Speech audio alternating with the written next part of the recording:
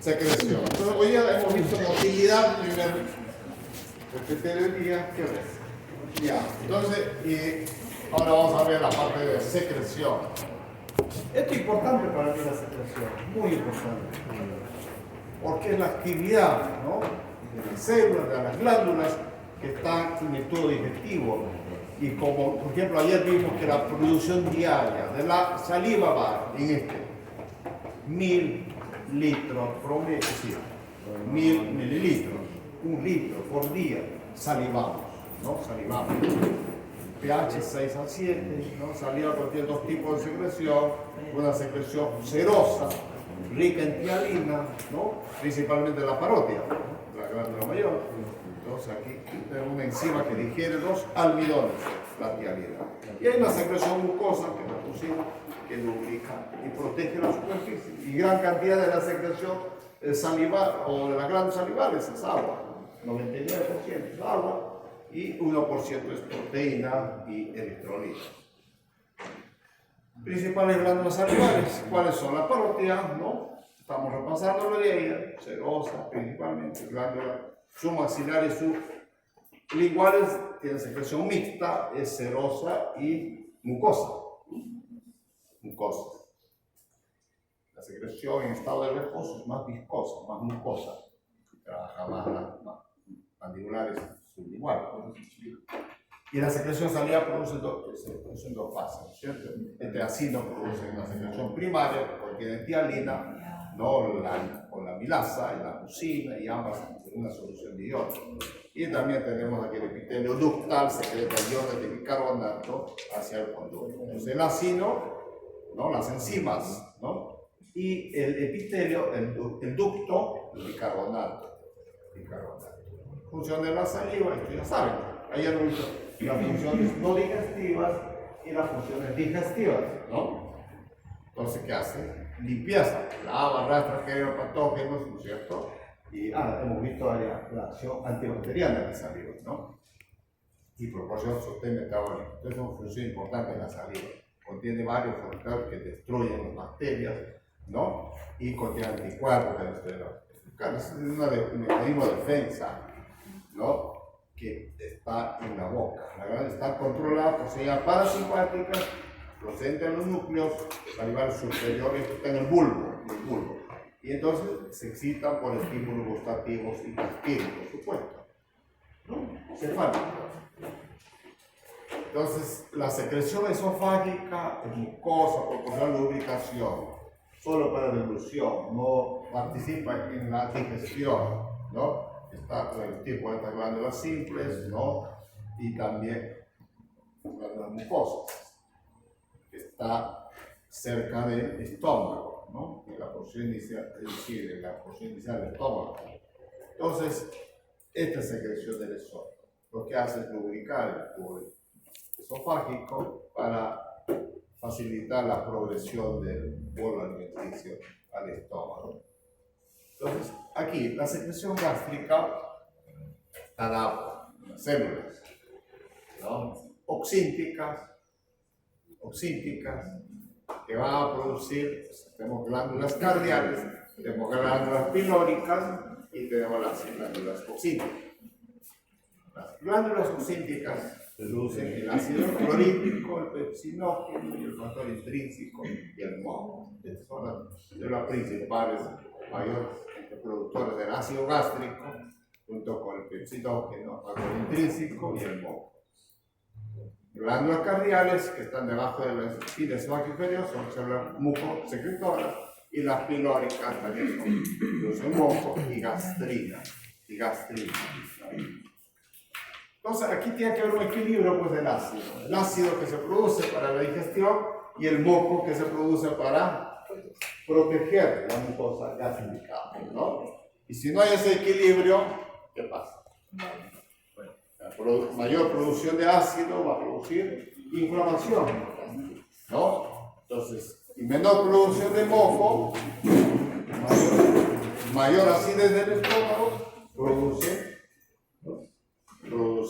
inflamación. Y esa es la patología de todos los días. La patología más común en el estómago es la gastritis, ¿no? la patología por lo que más frecuentemente uno visita al gastroenterólogo es la gastritis. Y la patología más frecuente de los estudiantes es gastritis. La patología más frecuente de estudiantes de medicina, de primer año, del último, gastritis. ¿Sobre gastritis aquí? No, gastritis. Bueno, porque toma desayuno, muy bien. El que no toma desayuno está propenso a la gastritis. ¿No? Después de cuántas horas de ayunas, la producción de ácido, y ahí tiene que haber bastante moco para poder neutralizar, ¿no es cierto?, la acción del ácido clorhídrico. Estos factores que estimulan la secreción gástrica es la acetilcolina, excita la secreción de ácido clorhídrico, del sinógeno y del moco. Excita la secreción de todo esto, del ácido clorhídrico, del sinógeno y el moco. Y también tenemos aquí la histamina y la gastrina que estimulan la secreción de ácido. Entonces tenemos la acetilcolina, la histamina y la gastrina que estimulan la secreción gástrica, donde trabajan más en estas células oxídicas. Entonces las glándulas oxídicas están en el cuerpo y fondo gástrico, ¿no es cierto? Eso representan el 80% de la glándula del estómago. Están formadas por 3 tipos de células y tenemos aquí las células parietales, ¿no?, las que van a producir ácido clorhídrico y el factor intrínseco, que es importante para la absorción de la vitamina B12, factor intrínseco. Cuando no se produce esto, entonces contribuye a la anemia, ¿no?, a la anemia. Y otras células son las células mucosas del cuello y las células principales que van a producir el pepsinógeno. Células principales, el pepsinógeno. Entonces tenemos 3 tipos de células que corresponden a las glándulas oxídicas. Chicos, esto para el examen. ¿Está bien? Son glándulas Sí, oxídicas. Las glándulas oxídicas. 3 tipos de células. Células mucosas del cuello, ¿cierto? Células parietales y células principales. Y las principales fueron el pepsinógeno. Aquí tenemos las células que producen. No. Las glándulas. Entonces aquí el pepsinógeno está producido por, ¿no? ¿Qué produce? Células principales. ¿Chicos? Células principales. Entonces, está regulada por la acetilcolina y el ácido gástrico, ¿no? Y este recién secretario del pepsino no posee actividad digestiva. Cuando entra en contacto con la pepsina, ahí actúa, ¿no?, el pepsinógeno, ¿no? Y la pepsina es una enzima proteolítica, va a degradar las proteínas, ¿no? Entonces, de forma de pepsinógeno inactivo. La presencia de ácido clorhídrico hace que esto se active, ¿no?, a pepsina para la digestión. ¿Está bien? Producido por las células principales de las glándulas oxídicas. Muy bien, ¿no? Quiero ver buenas notas. Secreción gástrica, tiene una fase cefálica, ¿no? Esta cefálica. Ahorita ya se me hizo ¿no? Es un heladito, ¿qué es? No sé qué sea. Ya, entonces, en la fase gástrica, en la fase intestinal, en la secreción gástrica. Aquí, 30% cefálico, ¿no? Todo el estímulo visual, auditivo, táctil, todo. Solo hablar de comida ya son. ¿Qué era el estímulo visual? Conversamos contigo, una experiencia ¿no? Y tú me dices, mira, y conozco un lugar, te recomiendo, ¿cómo, no? Esa última vez así estaba buena la comida, no sé. Y entonces ya me produjo, ¿no? Empiezo a trabajar en toda esa experiencia y entonces contribuye ese estímulo encefálico, ¿no? Aquí. Aportan 30% de la secreción cefálica, ¿no?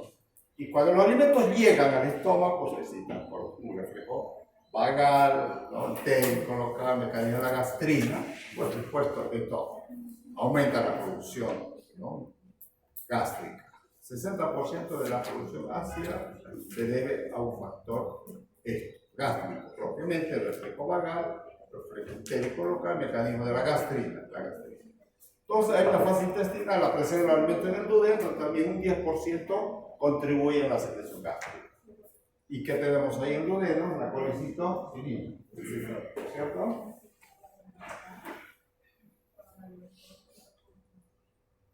Y aquí tenemos el mecanismo de la gastrina. ¿Cómo hacemos? Las proteínas en los alimentos no estimulan la gastrina. Proteínas. Así que un bife, ¿no? Una hamburguesa, ahí está. Estimula la secreción de la gastrina, porque ya las proteínas ya están en el estómago, en contacto con el estómago. Y la gastrina estimula las células, ¿no? Parecía a enterocromafines, ¿no? En la liberación de histamina, ¿no? Y la histamina estimula la formación de la secreción de ácido clorhídrico en las células parietales, porque esto se produce en células parietales. Antes de las inhibidores de la bomba de protones, antes que el omeprazol, esomeprazol, pantoprazol, todos esos inhibidores de protones que son digamos, fármacos que inhiben la secreción ácida por medio de la inhibición de la bomba de protones. Existían, ¿no? Aquellos que trabajaban con bloqueadores H, ¿no? Bloqueadores H o H1, H2, bloqueadores en el estómago. Y esto bloqueaba la liberación de histamina, ahí trabajaban. Ya digamos, poco ya se utiliza, casi ha desaparecido de la farmacopea. Y antes pues era la cimetidina, todas estas hormonas para inhibir la liberación del ácido, ¿no? Porque frena la liberación del ácido a través de ese mecanismo, ¿no? Secreción gástrica, ¿no? Gástrica. ¿Está bien? Esto es fácil. Entonces tenemos aquí la secreción pancreática, los ácidos pancreáticos, enzimas digestivas, ¿no? Y los conductos liberan bicarbonato, como otros igual, minerales aminoácidos proceden del estómago. Entonces, estas enzimas fluyen hacia el duodeno, pero el conducto principal desemboca en la ampolla váter y también está, ¿no es cierto?, estimulado por el mesenquimo, la producción de la secreción pancreática.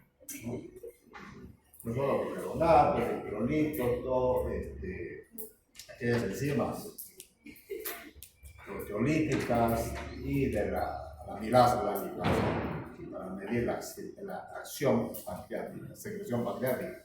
Estas enzimas proteolíticas están, ¿no?, expresadas en la tripsina, quimiotripsina y carboxipolipeptidasa, ¿no? Todas son las enzimas proteolíticas. Y las enzimas que digieren los carbohidratos, tenemos la amilasa pancreática, tenemos una amilasa igual, ¿se acuerdan? Y aquí la amilasa pancreática hidroliza los almidones, ¿no? Y la mayor parte de los carbohidratos, ¿no?, a las fracciones más pequeñas, ¿no? A llevar a una fracción de monosacáridos, ¿no? Los polisacáridos a los monosacáridos. Y entonces las enzimas pancreáticas que digieren las grasas, hacen la lipasa pancreática, a colesterol, todo eso. Colesterol, esterasa, la monolipasa, a una fracción más pequeña. De los triglicéridos a los monoglicéridos a kilomicrones, ¿no?, para poder ser absorbidos. Secreción pancreática. Entonces, aquí tenemos igual triusinógeno, quimotriusinógeno, todas estas enzimas proteolíticas que está en forma, sintetizada en forma inactiva, ¿no es cierto? Y se activa en el intestino, en el duodeno. Entonces, se activa por la enterocinasa o quinasa o por la tripsina ya formada, ¿no?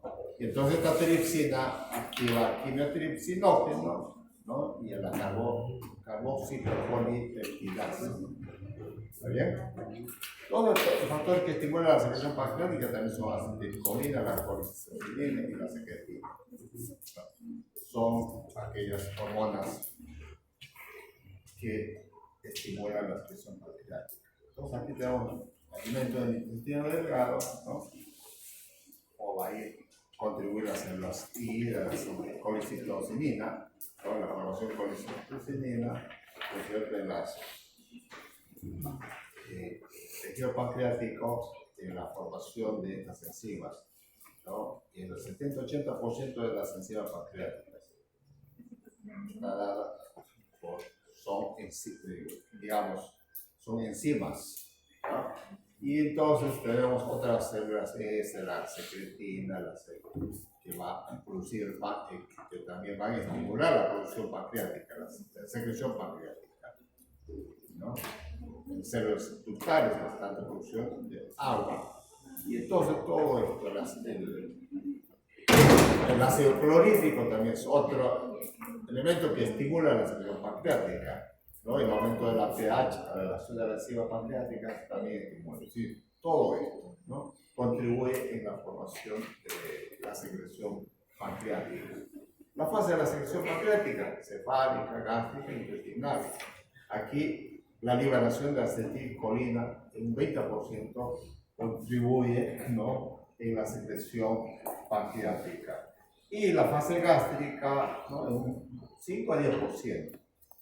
Y la fase intestinal, la secreción más copiosa, sobre todo de la secretina en la secreción pancreática. Entonces, dejamos el páncreas y vamos a la secreción biliar. El hígado produce hasta 1000 ml de bilis por día. Entonces, cuéntenme, saliva 1000, ¿no es cierto? Estómago, ¿cuánto? 1500, ¿no? Y páncreas, 1000. Y por redondeando, aquí secreción biliar 1000. Ya tienes hasta ahí. ¿Cuánto tienes? 4500, ¿no? Es bastante. Entonces, unos 2000 de parte del intestino, porque en realidad entre 6 y 7000 más o menos la producción de, ¿no? La secreción del tubo gastrointestinal, la producción diaria. Función de la bilis, digestión y absorción de la grasa, principalmente. La bilis, ¿no? Interviene en la digestión y absorción de la grasa. Principalmente los ácidos biliares que hacen, emulsifican las grandes partículas de grasa, ¿no? Y favorecen la absorción de estos productos, ¿no? Finales de la digestión de la grasa en el intestino delgado. Sirve como medio para la excreción de productos desechos como la bilis y flujo. Entonces todo esto, sistema biliar, producto biliar intrapancreático, la vesícula, solo para reservorios de depósito, ¿no es cierto? Y esto se activa por la colicitocinina para la contracción y vaciamiento, y interviene el flujo biliar, ¿no? Y también la colicitocinina en la relajación del esfínter de oro para poder evacuar la bilis hacia el duodeno. Secreción biliar, los hepatocitos secretan los ácidos biliares y colesterol y pasan a los canalículos y luego fluye por los conductos que ustedes ya conocen, hepático, colédoco. Y entonces, a lo largo de estos conductos se va añadiendo el sodio y bicarbonato, que realmente la producción ductal es el agua y el bicarbonato, la mayor parte del sistema del tubo digestivo. Y aquí tenemos secretina también, ¿no es cierto? Y luego vamos al almacenamiento de la vesícula biliar. Entonces, aquí en la secreción de la bilis, ¿no? El 94% de esta sangre biliar se reabsorbe hacia la sangre delgada. Hay una reabsorción. La mitad lo hace por difusión, la primera porción del intestino delgado, el resto por transporte activo del ilio terminal, ¿no? Aquí. Se reabsorben y penetran en la sangre portal y retoman al hígado otra vez, claro, ¿no? Pasando duodeno, luego entra a la circulación hepática a través del sistema portal. Ya conocen el sistema portal. Por la absorción en la yeyuno, ¿no? Ilio, entonces va a formar, ustedes saben, porta se forma por la vena mesentérica superior, la vena esplénica, entonces vuelve a la circulación una vez reabsorbido. Entonces, vamos ahora a la secreción del intestino delgado, glándula Brunner, las cristas del Lieberkühn y vellosidades. Estas glándulas Brunner son en los primeros centímetros, en el bulbo duodenal, que está entre el píloro y la puerta de base. Ahí están las glándulas Brunner, y ahí secreta el moco alcalino, ¿no? Respuesta a los estímulos táctiles y irritantes de la mucosa duodenal.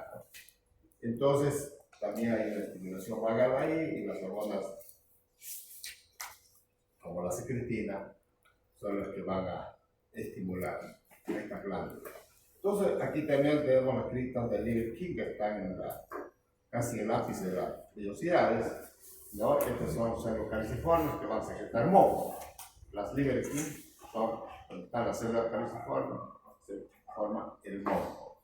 Y ahí también tenemos los enterocitos, en las cristas secretan agua y electrolitos, ¿no? Y en las vellosidades se reabsorbe el agua y electrolitos. Entonces hay un intercambio, ¿no?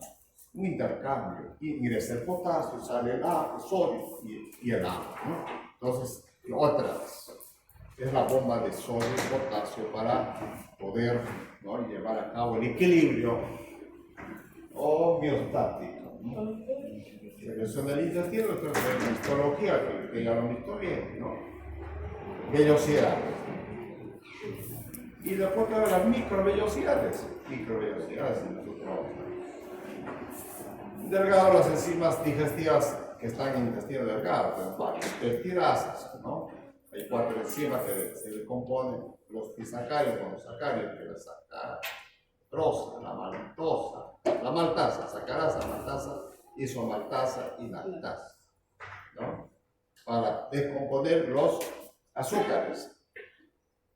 Y tenemos pequeña cantidad de lipasa intestinal que inciden las grasas neutras, que van a degradar a glicerol y ácidos grasos y monosacáridos, que son monosacáridos. Entonces las peptidasas liberadas principalmente por la simpática. La secreción del intestino delgado. La función principal es la absorción de nutrientes y producción y sus productores digeribles. Luego de la sangre. Luego de la absorción, pues es conducido todo este elemento hacia el hígado por la circulación portal. Entonces, función principal es la absorción.